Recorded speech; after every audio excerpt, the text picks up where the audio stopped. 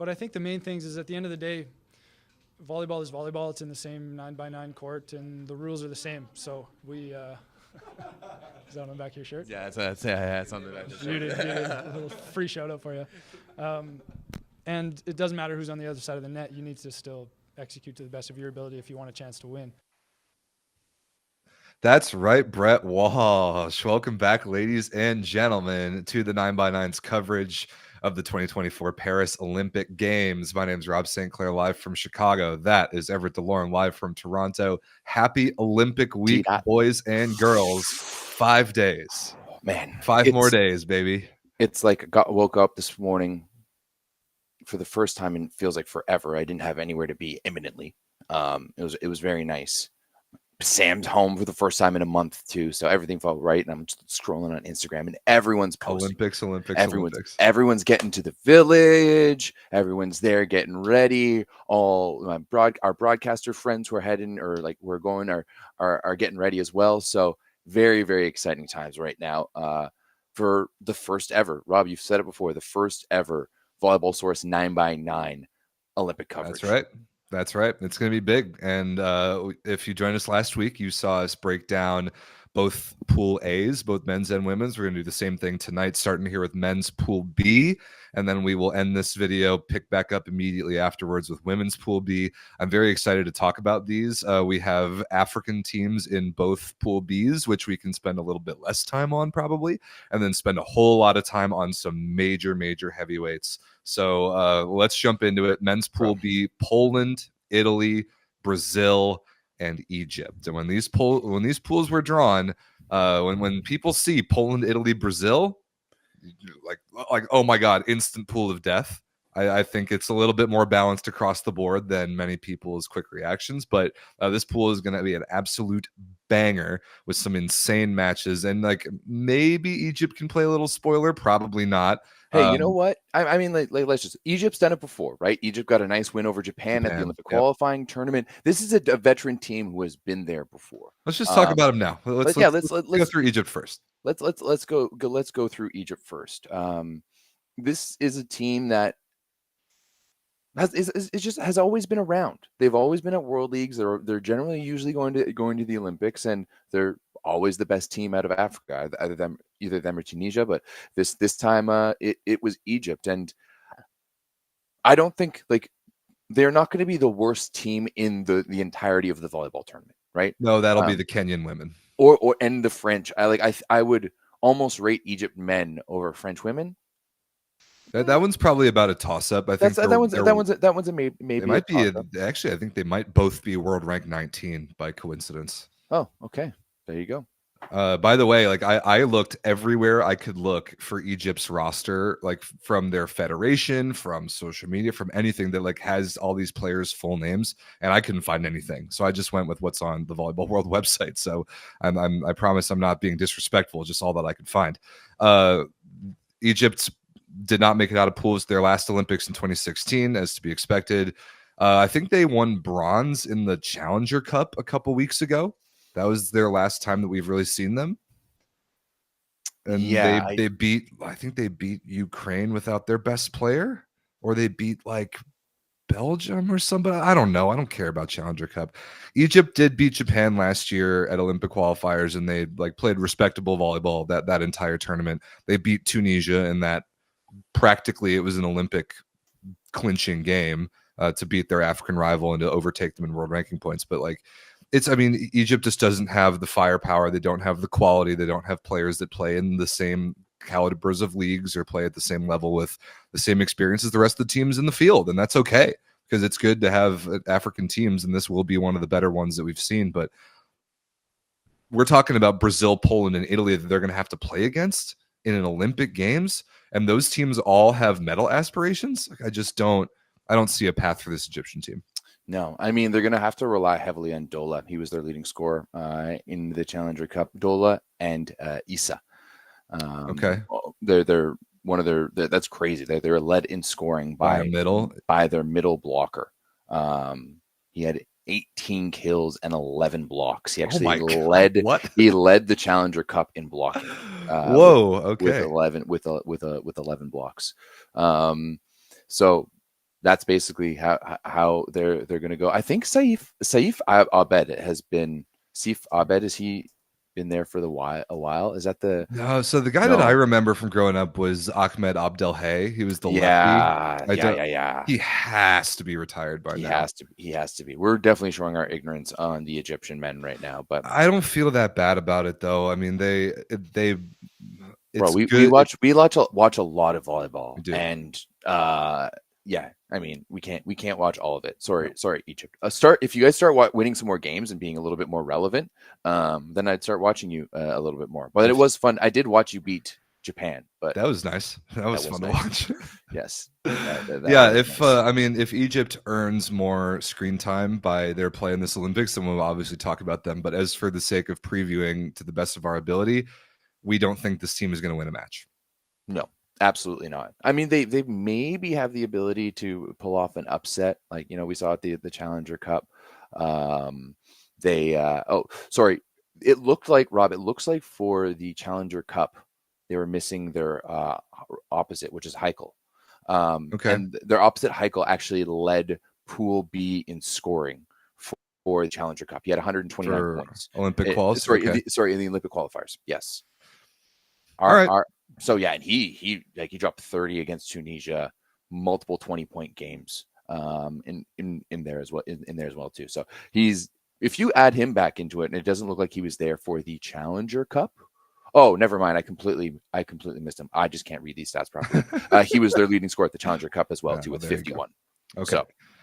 So Egypt is Egypt. They will do their best. And they have a very difficult pool because the fact that their 3 seed Everett is Brazil is it's a nightmare draw for a team like Egypt because everybody in their pool is so good. And it's a testament to this being the greatest Olympic volleyball field of all time that Brazil is a 3 seed.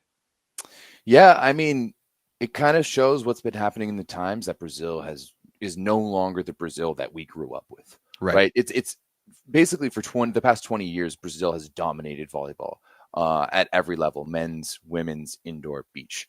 They have consistently been omnipresent at all times, and that's starting to kind of fade away. I do think, however, Rob, that this team is going to be better, that they're going to Brazil us in this one.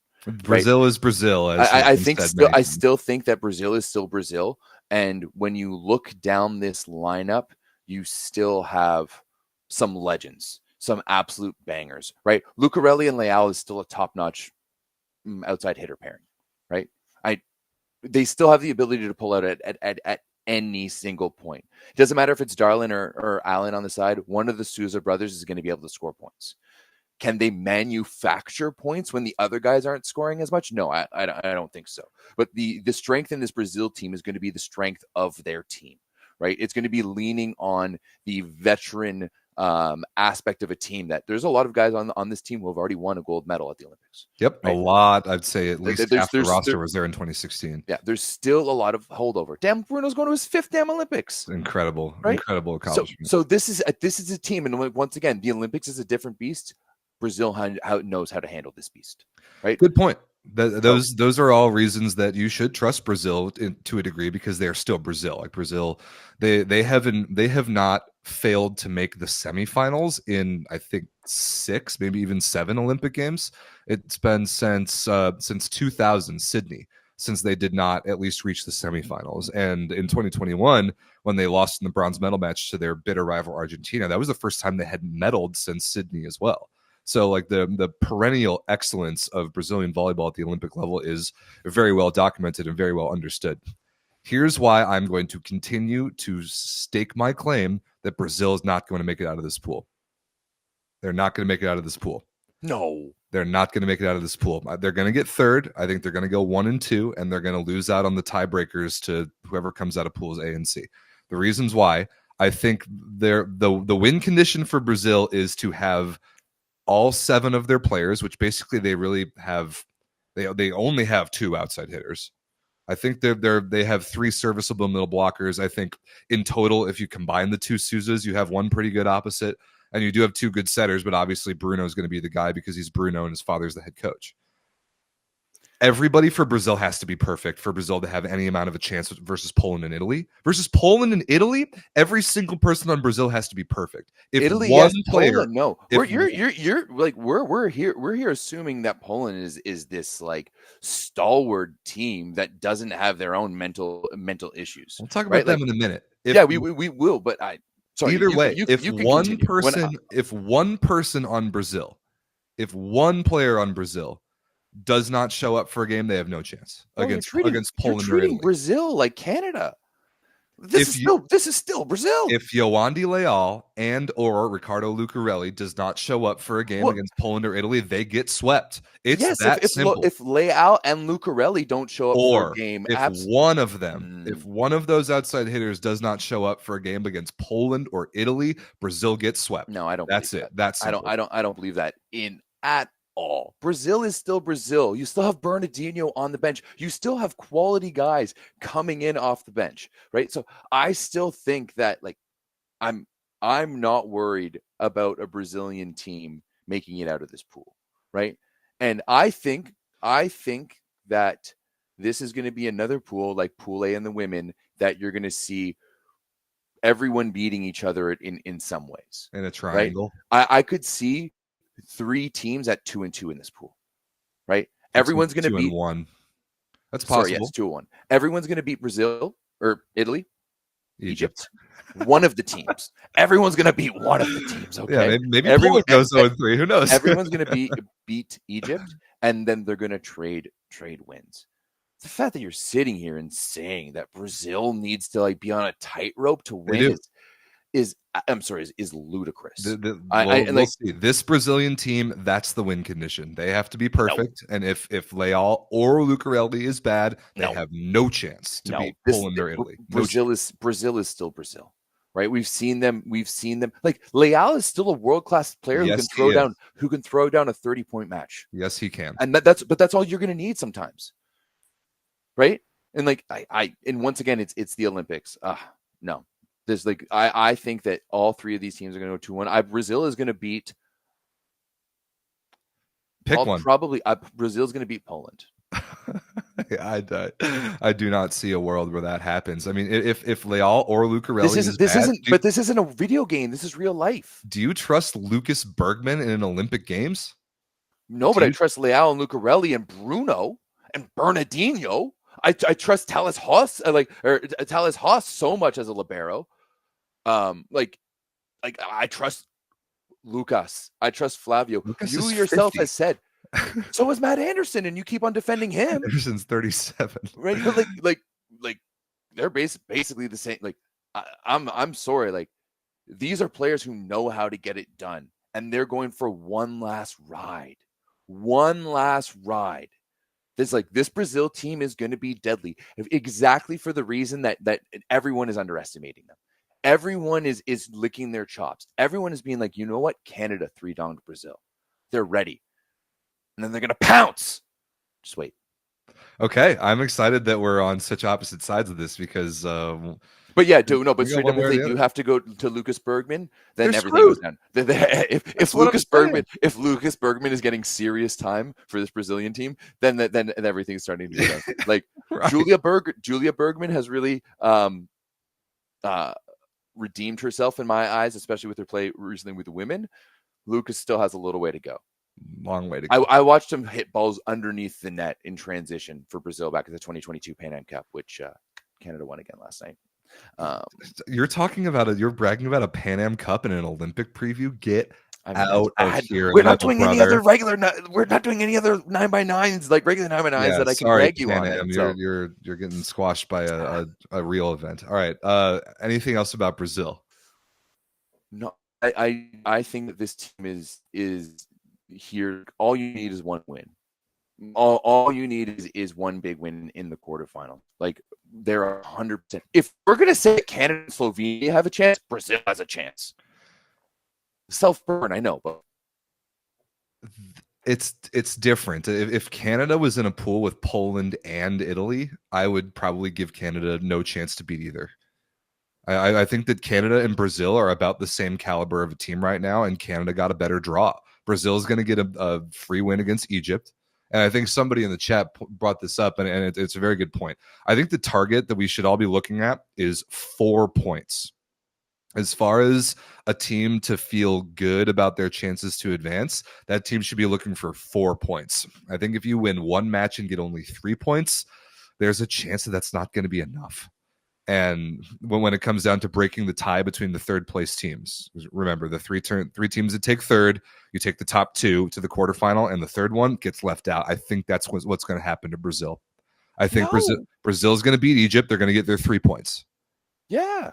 Obviously. And they're at least going to force a 5th somewhere else. I'm not convinced. I think that Brazil ends up 1-2 with 3 points, and they miss out on tiebreakers. That's how I see it going. Dude, the other pools are such gauntlets. That's why I think Brazil is at a disadvantage, because their top 2 teams are harder. Pools A and C are much more wide open. There's way more potential for chaos, for stealing of points here and there, for tiebreakers, for upsets. That goes against Brazil. The fact that pools A and C are more wide open and anything can happen goes against Brazil. That's how the math is going to shake out. But like Brazil's best hope Brazil is can go. Obviously, Like, they Brazil's need to steal going to go a point. 5. Brazil's going to go Are 5 they? in one. Yes, they like. It's why, like, dude, we've done this.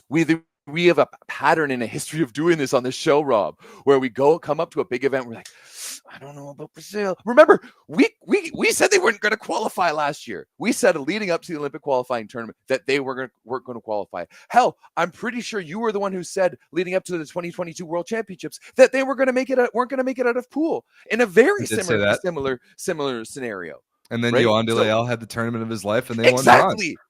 That's like, the win condition. That's the win condition. But that's very much on the table. Also, they didn't beat Poland or Italy in that run, and they beat Slovenia for bronze. Like that was one of the freest bronze medals in major championship history. I'm trying to look at recent meaningful history. Brazil did beat Italy in 5 in Olympic qualifiers last year in Rio. So there's that. Brazil did get beat by Poland 3-1 at home in Poland in the VNL quarterfinal this year. Let's see, when was the last time they played anything more major than that? I mean, Poland killed them in the VNL playoffs the previous year. Poland beat Brazil in 5 in the World Championship semifinal in 22. That match you're talking about, like that. I don't love the recent history for Brazil. I mean, they beat Italy in 5 playing in Rio. They're not playing in Rio this time. This isn't 2016. No, they're playing in Paris. It's going to be a neutral site. I like this. I like that we're on the opposite side of this. This is going to be fun. I'm like questioning your like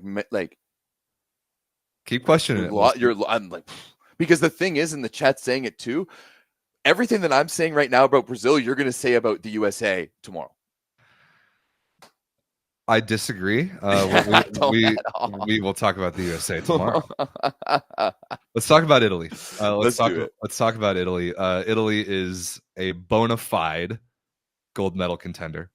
They are, I think they're second in the betting odds that I saw most recently to win Olympic gold, and even that I think is pretty good value if you're a betting third. If you're a betting individual and you want to sprinkle some money on Italy, that I think that could be quite a good investment. They're really good. They're the reigning world champions. They have the best player on the planet. They punted the VNL playoffs this year, obviously, but while they had their starters, they went 7-1. They are really goddamn good. We all know it. We all know Italy's legit. Everett, what, in your opinion, what does it look like if Italy wins gold, which they have never done before? They've only ever won 3 silvers. What's the condition for them to win gold versus what's the condition for them to crash and burn, maybe like a quarterfinal loss? Because I think that's the floor. I don't think there's any way that they fail to make it out of pools. They're too good. Yuri Romano. I agree with that as the crash and burn condition. Definitely. That's like there. If you look at the European, take away the World Championships, right? If you just look at the European Championships, what was it? 2021 when they win, Yuri Romano goes off. Yep. 2022 when they lose, or 2023 when they lose, he's average, right? The thing is with Italy is that this is such a solid team head to toe within their starters. They don't have the depth that a France or like a France or a Poland or even like maybe a USA has. Like you're bringing, like, your first guy off the bench is Mattia Bottolo. and then you brought a young Luca Porro underneath him. Now, I think that's actually the right idea, right? I actually like Luca Porro just like a little bit more. I like him more than Racine, and I like him more than Rinaldi as well. Me too. And then but again, similar to Brazil, if you're in a situation where Luca Porro is having to play meaningful time, you're screwed. Yeah, but that's okay. I do disagree with that a little bit. I think that like especially a guy like Mattia Bottolo, he's going to be the first one off the bench. Whereas like Lucas Bergman might actually be the first guy off the bench for Brazil.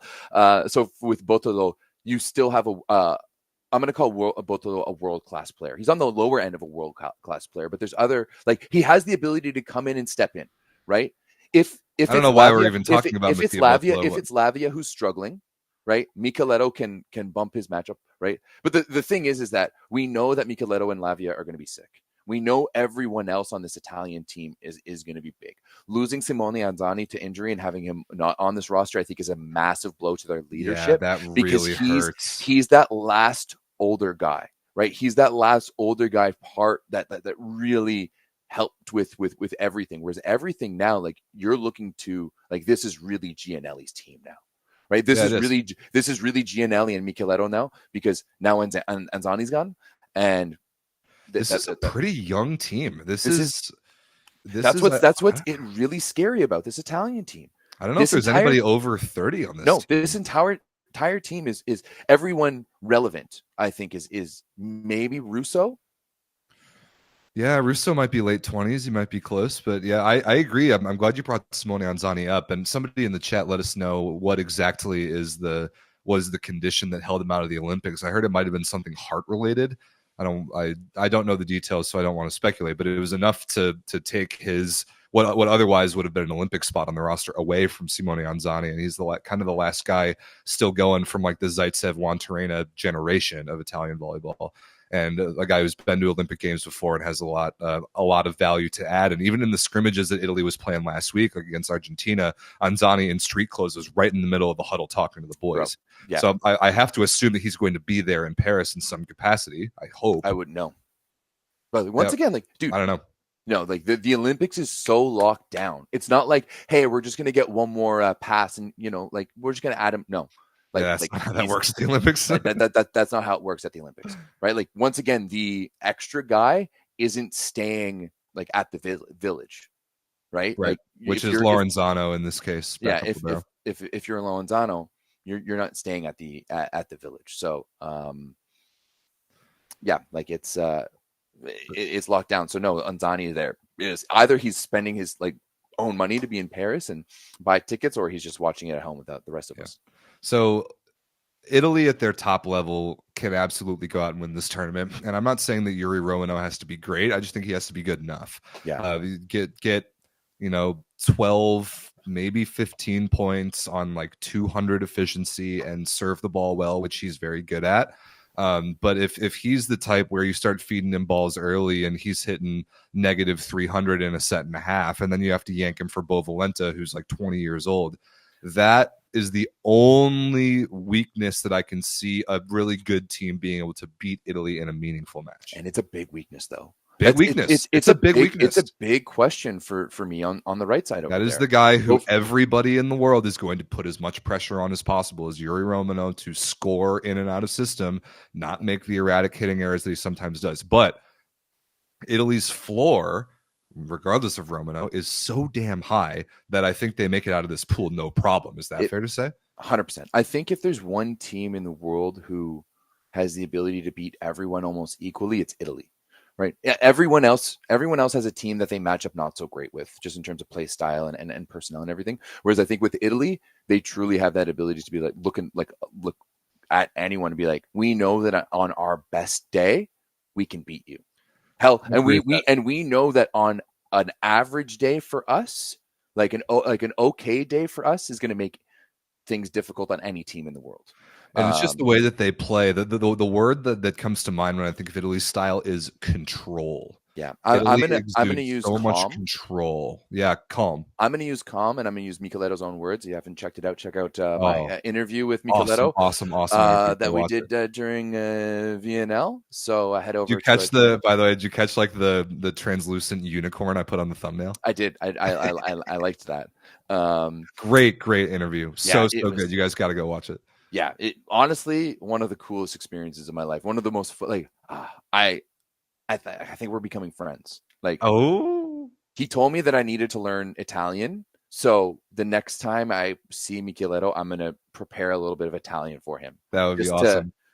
because his English was so good. So His yeah, English if you guys we talk about the the Olympics quite a bit in the interview. So definitely go check it out. I would highly suggest it. But yeah, this is a team that can beat literally anyone, and this is a team that everyone knows can beat them. Micheletto is the best player in the world right now. Yes, he is. He is going to be he is our Connor McDavid.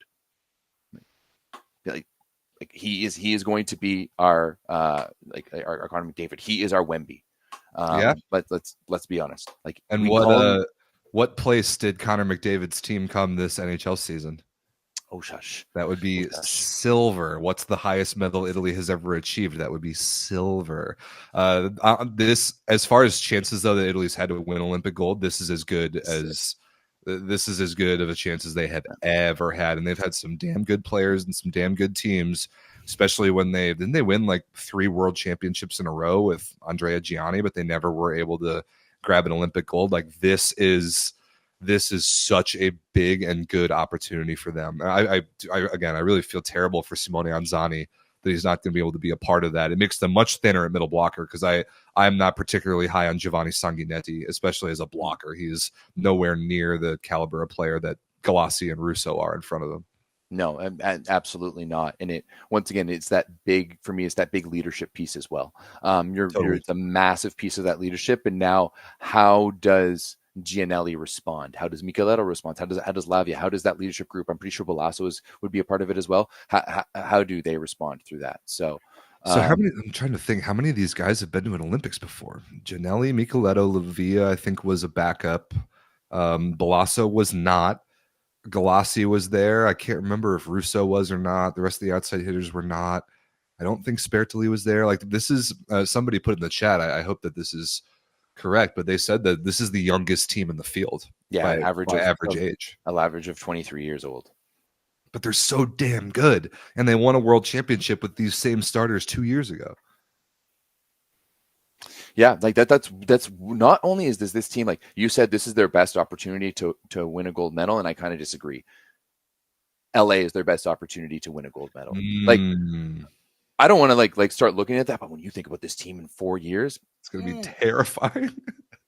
Like we thought Poland was going to be good, and this is like goodness gracious. I think we are setting up to have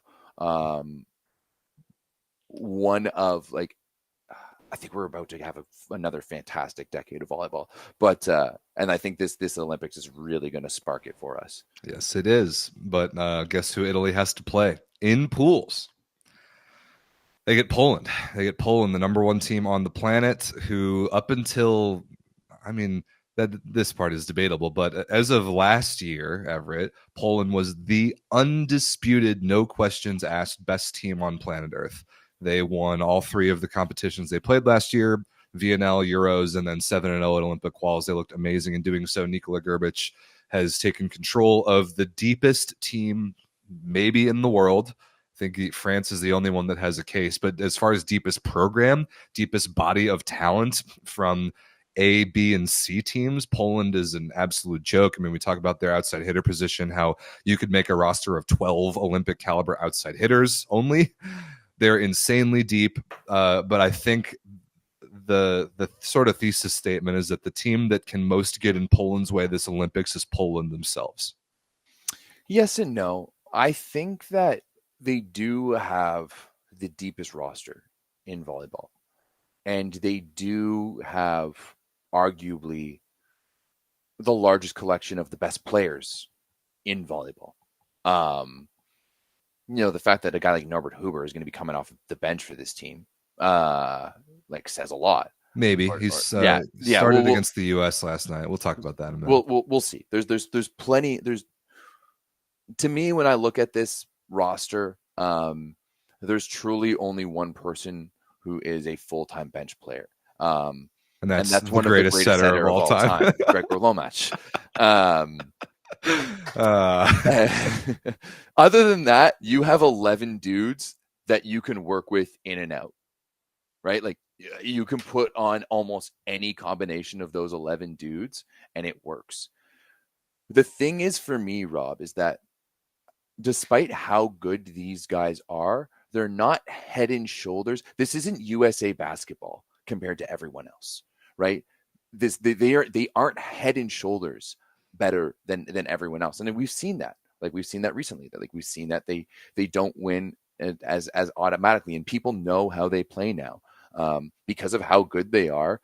Like maybe one of their weakest positions is Janusz as their setter, and they don't run that varied of an offense. They don't mix it up all that much. They've got guys who can execute kind of everywhere, but we've seen them get into these offensive ruts where they just can't seem to score because their offense, sometimes just relies to like high balls to the outside. So this is a team that, while yes, on paper that is the best team, they are very much beatable. Oh yeah, and nobody's giving away free Olympic gold medals like USA basketball is a good comparison, because that is a team that's talent is just completely head and shoulders different than everyone in the world. Not the case for Poland. They're damn talented at every position, and they now have a lot of major tournament wins under their belt, which they used to kind of have the thing for choking in the quarterfinals or semifinals, but they've gotten that monkey off their back a little bit the last couple of years in a lot of different tournaments. The Olympics, though, is a different monster. Poland has lost in the Olympic quarterfinals 5 times in a row. Going back to Athens 2004, the last 5 Olympic Games in a row. Who have they lost to? Poland has lost in the quarterfinals. Oh, great question. Pull that up. I know you got it up on Wikipedia over there. I will dig into it. I have to go Olympics by Olympics. 21 was obviously France. 2012, I'm pretty sure. No, 2016, it might have been the U.S. I think we might have beaten them with Kurek that year. I don't remember. I don't want to go dig through all of it. If somebody wants to put in the chat the last 5 teams that Poland has lost to in the quarterfinals, that would be very good audience participation. That's the thing that I'm interested in, because Poland, and I made a little video on Instagram about this earlier today, and I stand by it. Poland will make it to the quarterfinals. I mean, obviously, they're way too good not to, and they have Egypt in their pool. And I think I'll actually spoil it right now. I think they're going to win this pool. I think they'll go 3-0 in pool play. But the Olympic quarterfinal match will be the biggest match of every one of these players' lives. It will be the biggest match of their lives. And Poland is the closest thing that we have in the Olympics on either side for volleyball. It's the closest thing to a volleyball first country that there is in this Olympic Games. And that comes with just a totally different level of pressure. There's no other way to say it. There is no team that has more pressure at the Olympics than Poland. At this Olympic Games in the sport of men's volleyball. Yeah. Then yes. We're only talking about volleyball. I don't know shit about other sports. Like a little bit, but not that much. For the record, US, you did 3-dong them in Rio, and then they got 3-donged by Russia in London. Okay, just Italy in 2008, Brazil in 2004. I haven't gotten to Beijing yet, but this team. I mean, like we could sit here and talk about all of these players and the different things that they can use. I think first and foremost that Leon's going to start. Yep. I think that he is going to be the starter. My biggest question is, do you go with Kaczmarek or do you go with Kurek? Correct. No question. Yeah. So here's what I've noticed and I've watched a couple of the Poland scrimmages because they played the U.S. last night and they played Japan last week. I guess it was maybe 2 nights ago. Yeah, it was a bummer. Serbia was supposed to be there as well, but they got caught up in all the flight cancellations because of those Windows operating software issues. Anyway, Poland, in my opinion, their starting lineup will be Marcin Janusz, Bartosz Kurek at opposite, Wilfredo Leon and Tomasz Fornal at outside hitters. I think that it will be Kochanowski and Huber in the middles. That's the pattern that we've seen. And then Zatorsky, obviously, at libero. Last night against the U.S., Leon went to the bench very quickly, and Semeniuk was the first guy off the bench. But then against Japan the other day, Śliwka actually started the match across from Leon, so we didn't see Fornal as much. We saw Womack and Kaczmarek in a double sub only. And then we did see Biniak quite a bit against the U.S. last night. He came in for Huber. So, like you said, the only guy who's a true bench player on this team is Womack. And for the purposes of this Olympics, Kaczmarek is going to be a bench player as well. He's only going to come in double subs or if Kurek gets hurt, in my opinion. Now, that was the curious part about some of Poland's roster decisions, and some of the things that our Polish people in the Discord who are really plugged in have been kind of critical of. Why did Nikola Grbic choose to use their alternate spot on a third opposite? To me, and to a lot of our Polish fans, bringing along Bartłomiej Bołądź shows a lack of confidence in Kaczmarek's form, and it also provides less utility than a guy like Bartosz Bednarz. For me, though, Rob, when they won Euros last year. They did. Who was on the right side? It was Kaczmarek. When they won World Championships, when they made the run at the World Championships in 2022, who was on the right side? Was that I thought that was Kurek still at that point. Kaczmarek had a good summer last summer. He helped them win VNL. I've said this for a while that I think this team plays better with Kaczmarek on the right side. Kurek is a one-dimensional player. He's a one-dimensional player who can score really, really well from the opposite. But he's not a fantastic blocker. He's a streaky server. And he's basically null and void on defense. Poland doesn't need another guy with a big cannon, right? Then you have too unbalanced of an offense. They're at their best, I think, when Kaczmarek is starting on the right. And I know that there's fans in the Discord who agree with me on this. He just brings, because he has the ability to still take up a little bit of volume, right? He has the ability to hit a faster tempo ball on the right side. He plays with Janusz, so they have that chemistry out there. And when this offense is really heavily dependent on the left side and down the middle of the court, they run that pipe middle combination down the middle so much and much better, maybe the best in the world. And that opens up everything for everyone else. But you don't need two guys who are going to want and demand the ball. In crunch time, Kurek and Leon are both going to want the ball. And honestly, maybe Semeniuk deserves it. Right. So if Kaczmarek is out there, he's going to play defense. He's going to set out a system. He's going to be aware of what needs to be done in serving. He's going to put up a good block, and he's still going to give you 12 to 20 some points.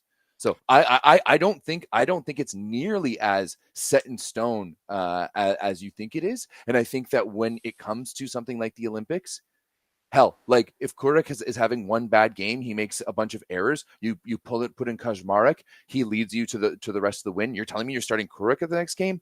Absolutely not. No, you're going with your hot hand. You're going with Kaczmarek. Everett, I agree with most of your reasoning why Kaczmarek is a better fit, and I think last summer that really showed itself. The difference is that Kaczmarek this summer has been horrendous.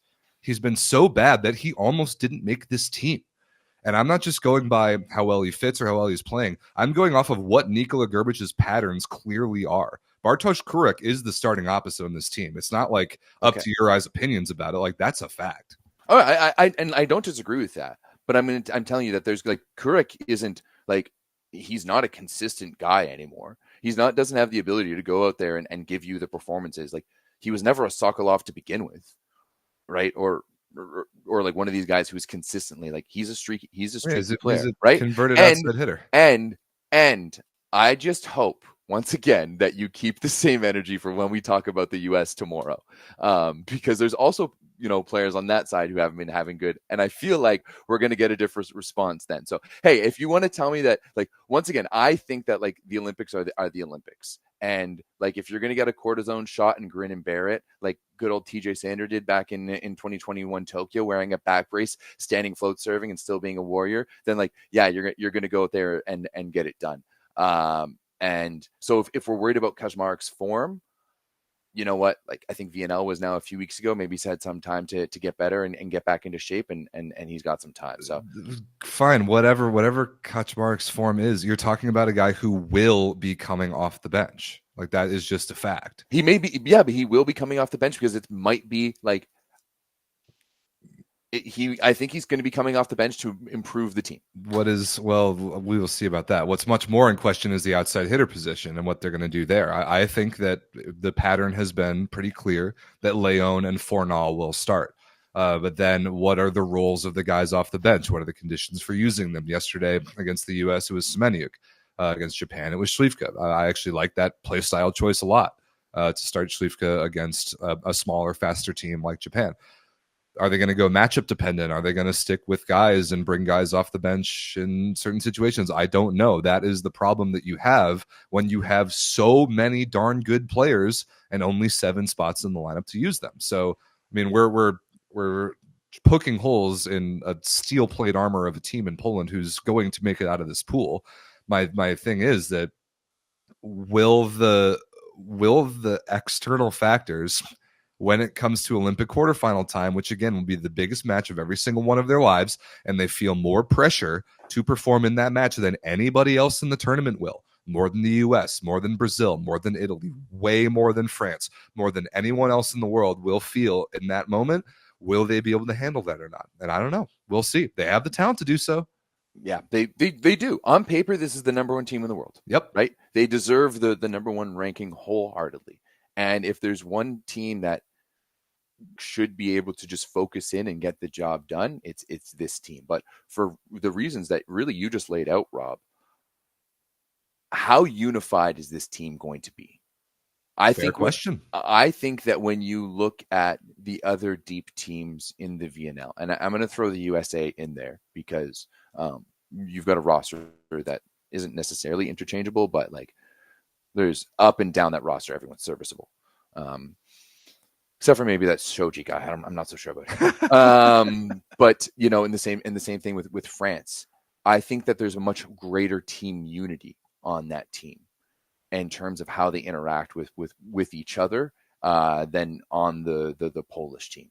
So it's going to be very interesting to see. And I think that team unity is really one of those unspoken about factors when it comes to the Olympics. Completely agree. How France has it. Despite all the struggles, this is why I believe in the USA men more than the women's, because I know the USA men have it. I agree with that. I think Italy has it to a certain extent, but they're young. They don't have those layers that France and the USA have, where the 2 of the oldest teams. It's a big question mark for me on Poland. This to me is going to be, it has to be a Nikola Grbic masterclass. Yep, Nikola Grbic has to be, and luckily this is a guy who's won an Olympic Games, right, back in 2000. So that's right. He has to be able to bring them together like they never have before, right? You will not win the Olympics as Poland under the pressure that they're going to be on if this is not the tightest this unit has ever been. Very well said. Very well said. And every choice that Nikola Grbic makes is going to be under a microscope in Polish volleyball media, because more people, a higher percentage of their country cares about the outcome of this tournament than any other country in the world. Especially right now. Especially right now. I'm sorry, but like a gold medal in 1976, anything before the 80s in volleyball is suspect. I agree. And hell, like, and if you want to get into it, anything before the libero and rally point scoring is also suspect. Yeah, it's a completely different sport. Like Atlanta 96 doesn't even matter to me. I'm sorry. We go 2000 on. Yeah, we start at Sydney and we go on from that. Maybe even Athens. So yeah, like in all intents and purposes, Poland is going for their first ever Olympic medal. So yeah, congratulations, Japan. You won Olympic gold in 1972. I don't want to hear your fans bringing that up. Once again, we're barely better than Canada now. Get out of here. All right, let's, before we get out of here, take a little break and talk about the women. There's one thing that I really want to bring up here about the schedule in this pool. So it starts this Saturday. Italy versus Brazil and Poland versus Egypt are this Saturday. Look at how that shakes out. Look what match is very, very last. The last day of men's pool play is next Saturday, August 3rd. Poland and Italy are scheduled to play on Saturday, August 3rd. What happens if both of them are 2-0 going into that match? I hope desperately that they play the starters and that they try to win. But Italy has shown in Olympics past that they are not above doing some manipulation of some pool play nonsense and maybe throwing a game to alter the way that pools and brackets shake out. I think that's has happened. I think it's less likely now, though, because like first and foremost, do we know how? Oh, it's just going to be the rankings, right? So yeah, it's the best first place team is going to play like the worst third place team. And correct. We'll go down from that. Yeah, it'll be reseeded straight up 1 through 8, and yeah, the 3 first place teams will be 1, 2, 3. The second place teams will be 4, 5, 6. The 2 third place teams that qualify will be 7 and 8. 1 versus 8, 2 versus 7, 3 versus 6, 4 versus 5. I think there's just way less possibilities for variance when you have 3 pools of 4 as opposed to 2 pools of 6. Good point. Right? When there was random things happening. And then you could also way easier determine because it was just a straight up 1 place 4, 1 place. There wasn't this re-ranking where we're going to be getting down to the nitty gritty points for, points against. Probably, yes, we are. Right. So I think that set ratio for sure. I think at that point it's way better. Hey, I'm going for broke, baby.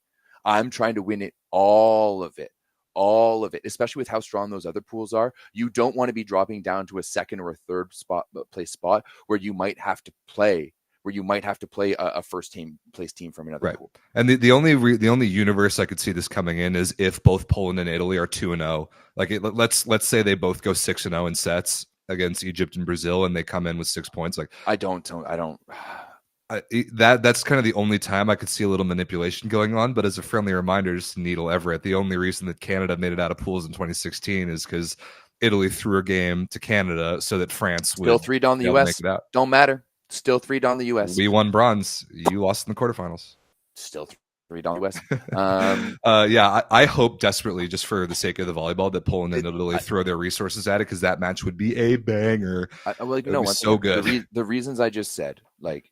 It would make no sense whatsoever because you can't determine who you're going to play on the other side. So they might be able to because it's the second to last match of the entire pool play phase. There will be a lot that's decided by that. But again, once again, like I think it's going to come down to plus minus points. So you're going to like, nah, it's.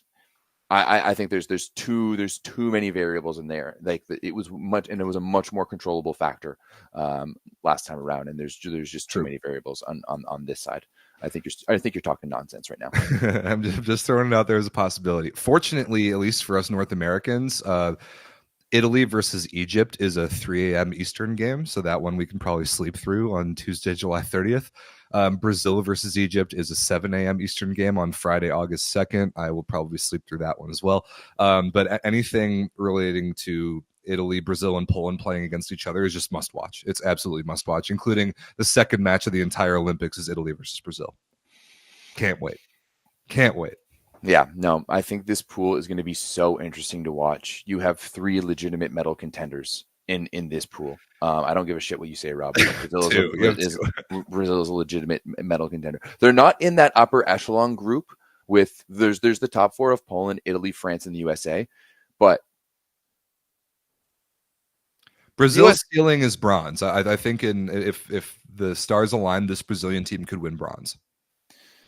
Bro, this isn't a math equation. There's so many other things that go into it. There are. It's the Olympic Games. Exactly. So, don't give me this bullshit. Oh, their ceiling's bronze, bro. I think it is. Ceiling's bronze. Brazilian media is gonna like have a field day with us, and they're gonna clip you out. Good for them. I hope they do. Make us go viral on Brazilian Twitter. I don't care. We've done it in Polish and Turkish Twitter before. It wouldn't be the first time.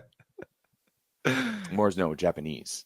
Oh, great. Yeah, here we go. That'll be the next Twitter. Well, Japanese people are too nice to be mean on Twitter, aren't they?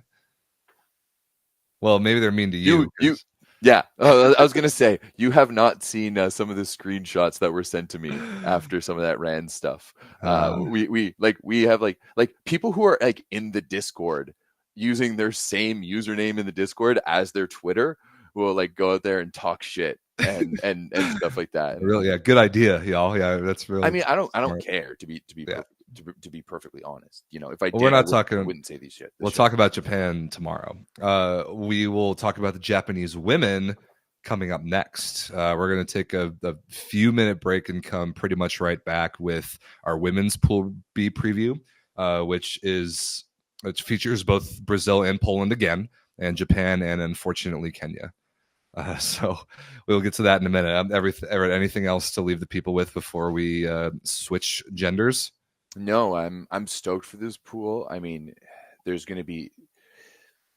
I think that the other pool are going to have more drama just in terms of wins and losses. I think that this pool is just going to have some spiciness in terms of the competition within each other. Like, I want to see some people get in each other's faces at the net. Like, I hope so. I want to see it getting spicy, and I could see it. I could definitely see that happening with some of the characters. But that's the thing is some of the characters who all play together, right? How many of that's when you add in that other layer of how many of these guys have played together, how many of these guys know each other from club times. Like, there's a lot of interesting storylines in this pool. I think even though Egypt's there, it's might be the most interesting pool. Love Olympic volleyball so much. Can't wait. All right, people. Thanks for watching. We'll be back in a few minutes with women's Pool B. Both Pool C's will be tomorrow, Tuesday, and then a lot more leading up to first serve on Saturday. Thanks for watching.